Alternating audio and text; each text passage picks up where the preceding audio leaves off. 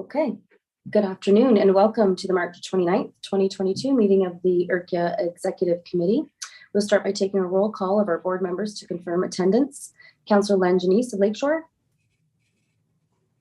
Present. Deputy Mayor Larry Verbeek of Leamington. Present. Deputy Mayor Joe Bacchetti of Tecumseh.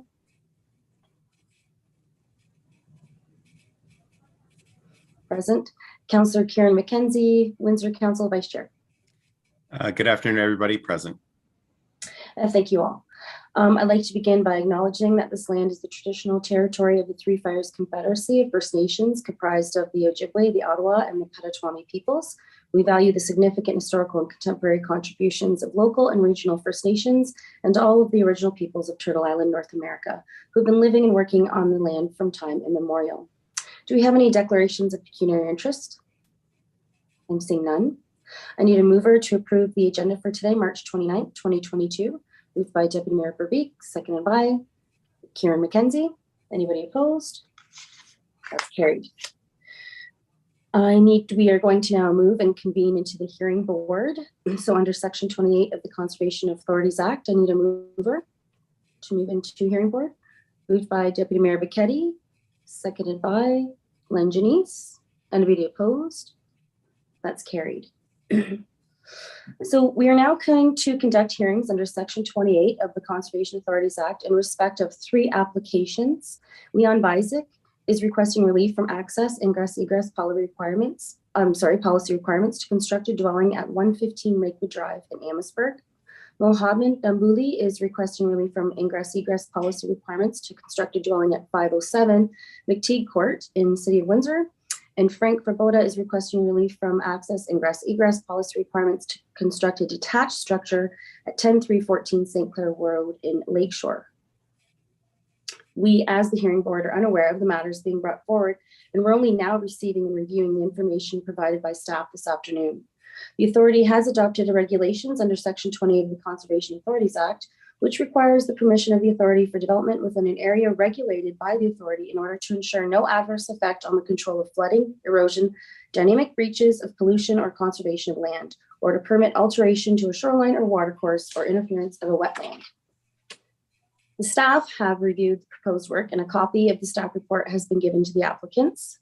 The Conservation Authorities Act, Section 2812 provides that permission required under a regulation made under Clause 1B or 8 shall not be refused or granted, subject to conditions unless the person requesting permission has been given the opportunity to require a hearing before the authority, or if the authority so directs, before the authority's executive committee. In holding these hearings, the authority board is to determine whether or not a permit is to be issued. In doing so, we can only consider the application in the form that is before us. The staff report, such evidence as may be given, and the submissions to be made on behalf of each applicant. The proceedings will be conducted according to the Statutory Powers Procedure Act under Section 5 of the Canada Evidence Act. A witness may refuse to answer any question on the ground the answer may tend to incriminate that person or may tend to establish his or her liability to a civil proceeding at the assistance of the Crown or of any person. The procedure in general shall be informal. However, this is a quasi-judicial process and provides for evidence to be given in response to members' questions. Therefore, staff and applicants will be asked to swear on oath or provide an affirmation of truth. In accordance with Section 28 of the Act, an applicant who's been refused permission or objects conditions imposed on a permission may, within 30 days of receiving the reasons, appeal in writing to the minister, who may refuse the permission or grant permission with or without conditions. Through order in council, the responsibility for the hearing appeal has been transferred to the Ontario Lands Tribunal. If the applicant has any questions to ask of the hearing board or the authority representative, they must be directed to the chair or of the chair of the board. So staff will first introduce the applicant, his or her the owner, or others wishing to speak, and then present the staff position. The applicant and or their agent may then speak and make any comments on the staff position if they so desire. I would also remind everyone that the hearing board is open to the public. However, as stated earlier, this is a quasi-judicial process, and accordingly, the general public may observe, but are not third party to the matters before us today and cannot participate. We, as the hearing board, will question, if necessary, both the staff and the applicant or agent. So before I ask Dan Jenner, Regulations Coordinator, to introduce the applicants, I would ask him to swear or provide affirmation to speak the truth. Affirmation, please. Okay. So, Mr. Jenner, do you solemnly affirm that the evidence which you are about to give in these proceedings will be the truth, the whole truth, and nothing but the truth? So help you. I do. Fantastic. Now, Mr. Jenner, if you can introduce the applicants and context of their applications. Thank you, Madam Chair. The first application before the committee tonight is made by Leon Bizik at 115 Lakewood Drive in the town of Amherstburg. Next slide, please. The application before the committee is for the construction of a new single-family dwelling on Lakewood Drive in the Bar Point area. And the purpose of the hearing this afternoon is to request relief from the access, ingress, and egress policy requirements. This is located in the Lake Erie section of shoreline, where the floodproofing elevation is 176.200 meters GSC, or Geodetic Survey Canada, and this includes the 0.3 meters of board-approved freeboard. The raw 1 in 100 year flood elevation is 175.9 meters GSC. The minimum ERCA road elevation 175.6 meters, and the provincial minimum road elevation 175.4 meters. The access map shown here shows low spots of 175.409 meters, Geodetic Survey Canada, which is approximately 0.19 meters or 7.5 inches below the typical ERCA requirements. It is above the provincial minimum road elevation requirements. This area is fully developed. The roadway is delineated. We have confirmation from Amherstburg Emergency First Responders of their ability to access this property with a delayed response. And they are fully aware of the area and have updated their emergency response plans accordingly. The application will be satisfying all other regulatory standards, including the setback from the lake and the floodproofing requirements. With that, ERCA administration is recommending that the application from Leon Bizik to request relief from access, ingress, and egress policy requirements to construct a new dwelling at 115 Lakewood Drive in the town of Amherstburg be approved. Thank you. Thank you, Mr. Jenner. Any questions or comments from the board members? I move the recommendation, Madam Chair. Okay, do we have a seconder on the recommendation of the application? Deputy Mayor Verbeek?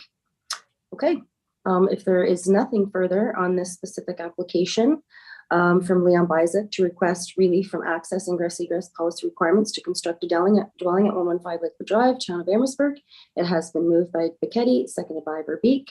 Is anybody opposed? No, then that is carried.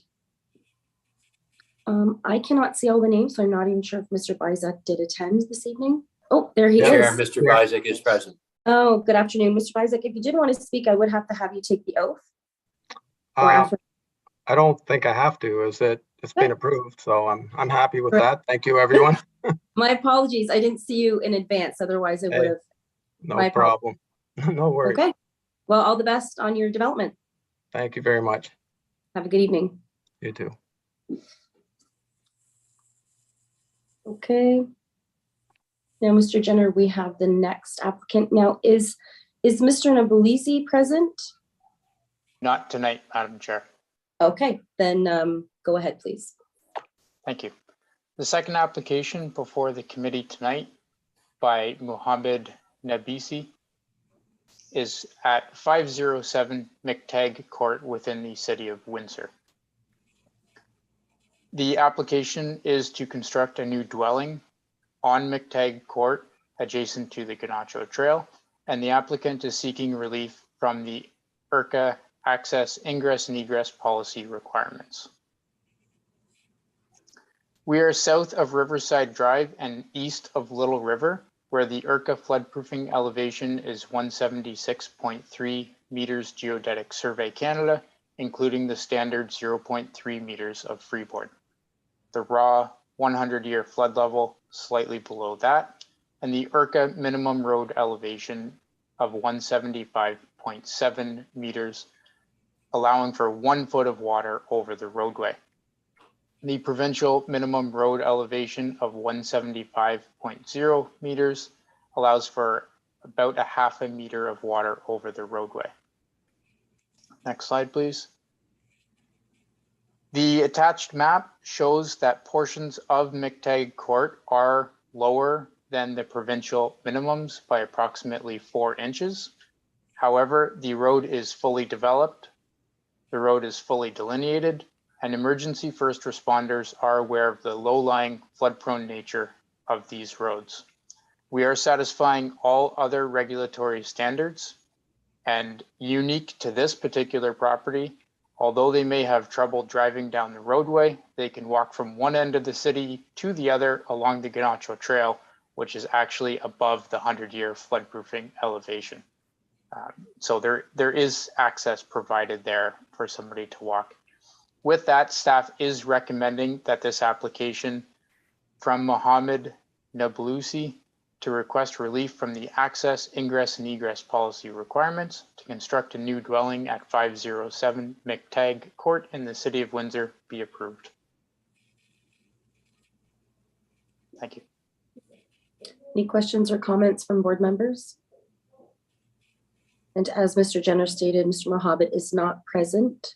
So on the application for Mohammed Nabuli to request relief ingress egress policy requirements, I will have that moved by Karen McKenzie, seconded by Mr. Lanjanese. Is anybody opposed?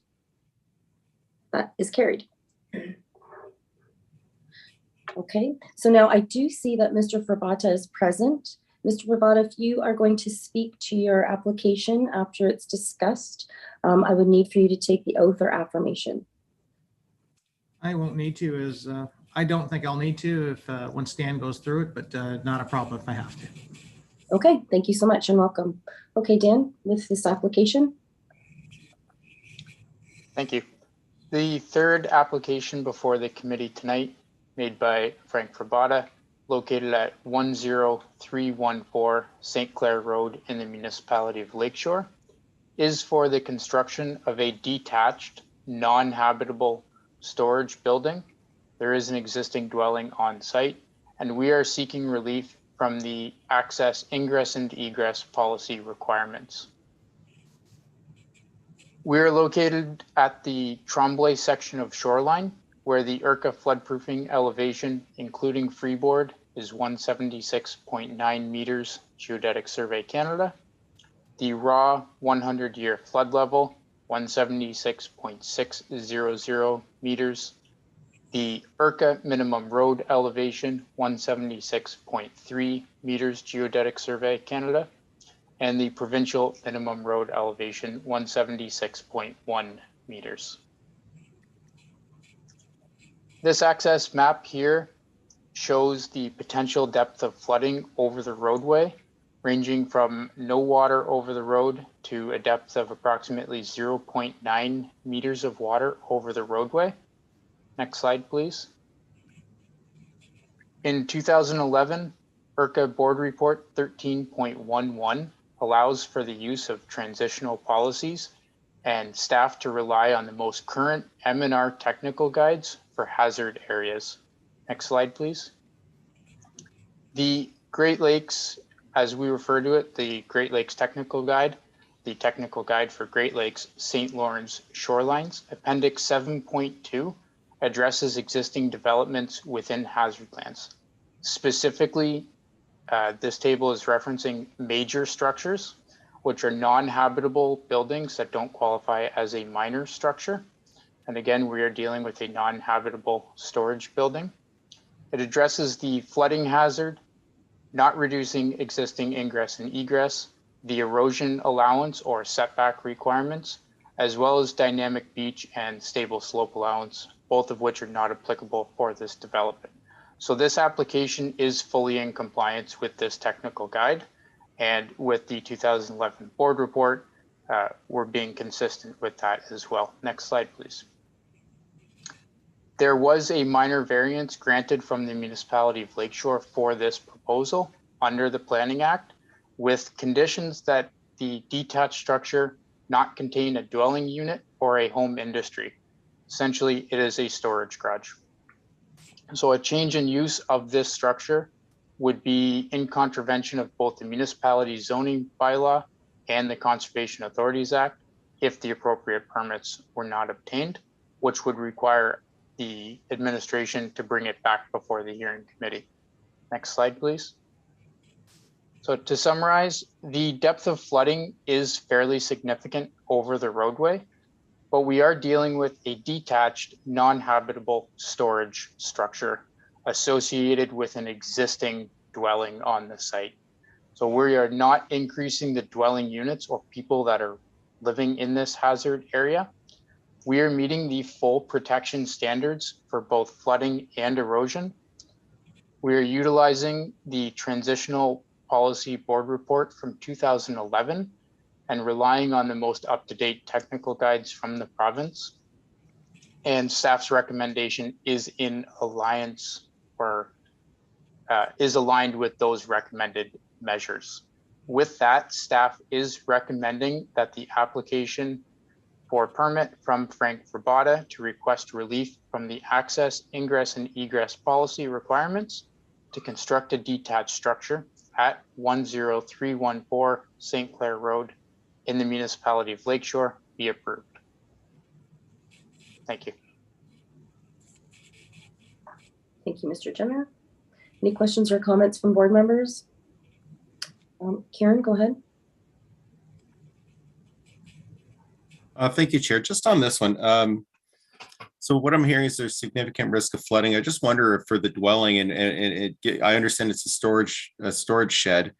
Are there any restrictions with respect to the types of materials that could be stored in that? And do we ever think about whether or not, if there is significant risk of flooding, whether or not the types of materials that potentially might be exposed to that could present any harm to the environment in the surrounding area? Through you, Madam Chair. The structure itself will be fully protected from the flooding. So anything that's in there or the materials of the building itself wouldn't actually be subject to the flood levels or the flood waters. In fact, anything that could be stored on the property currently, boat, jet ski, whatever your waterfront toys may be, would currently likely be damaged by floodwaters here. Whereas if they are inside of this structure, they're actually going to be more protected than they currently would be. We also address hydrostatic pressure by requiring certain filling and grading requirements outside of that structure, reducing any potential damages to the foundation structure. Thank you. Got it. Thank you, Mr. Jenner. Thank you, Chair. Thank you. Councillor Janice? If there's no further questions, I'd move the recommendation. Okay. And seconder? Deputy Mayor Verbeek? Anybody opposed? Then on the recommendation, that has passed. That is carried. Thank you, Mr. Verbata. Thank you very much, committee. Thank you. Have a good night. We now need to reconvene as the executive committee. So if I can have a mover for that. Deputy Mayor Bichetti, seconded by Councillor Janice. Anybody opposed? That is carried. We have Tender Holiday Beach Conservation Area Hawk Tower upgrades. I believe Kevin Money will answer any questions to this report. Do we have a list of the bids, Kevin? Through you, yes, Madam Chair. So this year, the Essex Region Conservation Authority is going to be doing some upgrades to Holiday Beach. We've received a grant from the Ontario Trillium Foundation to undertake the works.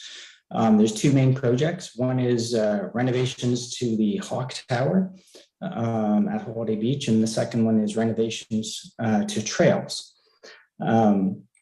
So we went through two separate processes associated with this, one for the renovation of the trails and one for the Hawk Tower. The first one, if we can bring it up, is associated with the the trails. If Nicole is able to bring that document up and we can see the results. Okay, thank you very much. Due to some, I just found out actually after the start of this meeting that we actually received a paper copy of one of the documents, and we're accepting it based on a bit of confusion. And I will simply read it out. It was emailed to me late. So we actually received 4 tender documents. One of them was not included on this list, but it is Jeff Shepley Excavating Limited. And I'm sorry, Kevin, that one was too late. No, it was not too late. It was received on time. It was received as a paper copy, not an electronic copy. It was dropped off in the office. I didn't become aware of it until now. So we're just adding it in. Okay, thank you. And the amount is $78,565.00. And the security deposit form of tender is complete and signed.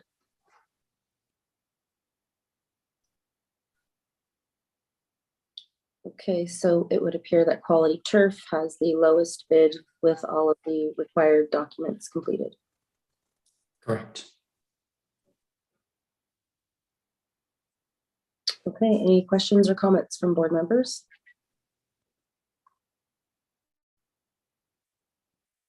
I don't see everybody's. If anybody does have a question or comment, oh, here we go. Any questions or comments from the board members? Okay, in seeing the tenders before us, we do need to approve that the tender for Holiday Beach Trail improvements be awarded to Councillor Janice. Yes, I'll move that they be awarded to Quality Turf in the amount of 54,000. It's gone now, but I know it was around 54,000. Correct. And subject to favorable reviewed by administration. So that was moved by Councillor Janice and seconded by Councillor Kieran McKenzie. Anybody opposed? That tender is approved. The second tender would be for the Holiday Beach Hot Tower improvements. And I believe for that one, Kevin, we only received one, correct? That is Okay. correct. If Nicole can bring that document up, please. And the resolution. Thank you. So when the Conservation Authority only receives one tender document, we typically enter into an acknowledgement agreement or have the sole contractor sign a single bid letter associated with their bid. And what this does is it releases the Conservation Authority from certain legal provisions and allows us to reject the bid, for instance, if we are not happy with it, if the price is outside of our budget, etc. This is what we're recommending, that we enter into this acknowledgement agreement with Valenti Construction Incorporated to then open their bid, have it reviewed by the engineer to ensure it is sound, and then we can make a decision if it's within our budget parameters. And if it isn't, then we can report back to the board or make alternate arrangements or negotiate the contract downwards if required. Nicole, you can bring up the actual acknowledgement letter if board members wish to see it.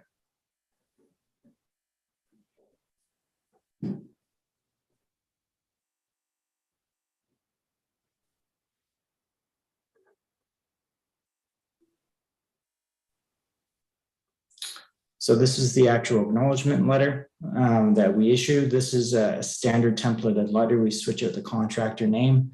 It was developed a number of years ago, and every few years, this is a document that we have to dust off and use as it relates to single bids associated with the actual tendering process. What this does, it allows us to move forward, open the tender, and then have it reviewed in fine detail by the project engineer. So if we can flip back to the actual resolution. Then I will leave it up to you, Chair, how you wish to proceed. So now, Kevin, in the event that you're not satisfied with the bid, you bring that back to the executive committee once you've opened it, correct? And if it is, if it's far beyond our intentions of spending, then the executive committee would then give direction? Yeah, absolutely. So at that point, we have the opportunity to retender if we wish, or find another mechanism. We'll report back to this tender committee. The main thing is if it's outside of the budget parameters.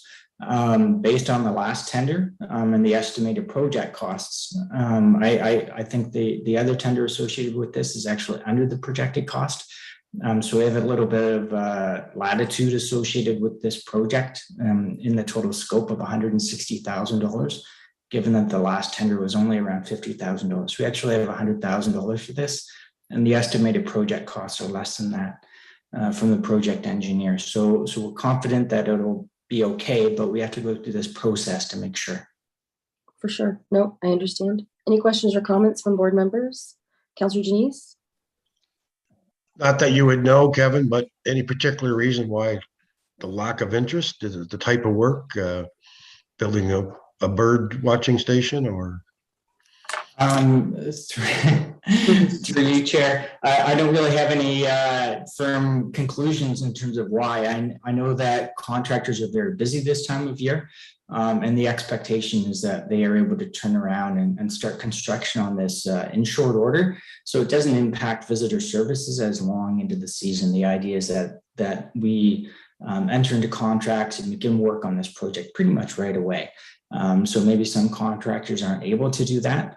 It was advertised on the heavy construction website and by the end project engineer as well. So I'm not sure why. Thank you. Okay, so on the recommendation that we enter into an acknowledgement agreement to review the bid and bring it back to the executive committee, I need a mover of that recommendation. Deputy Mayor Verbeek, seconded by Deputy Mayor Bichetti. Anybody opposed? That is carried. Okay, reports for approval. We do not have any. Committee of the whole, we do not have anything in reference to that either. Is there any new business that members wish to address? I am seeing none there either. Other business, the next meeting of the ERCA Board of Directors will be held on Thursday, April 14th at 6 p.m. via Zoom web conferencing. Now at this point, I guess I'm just going to ask that, well, this concludes our meeting of the Executive Committee.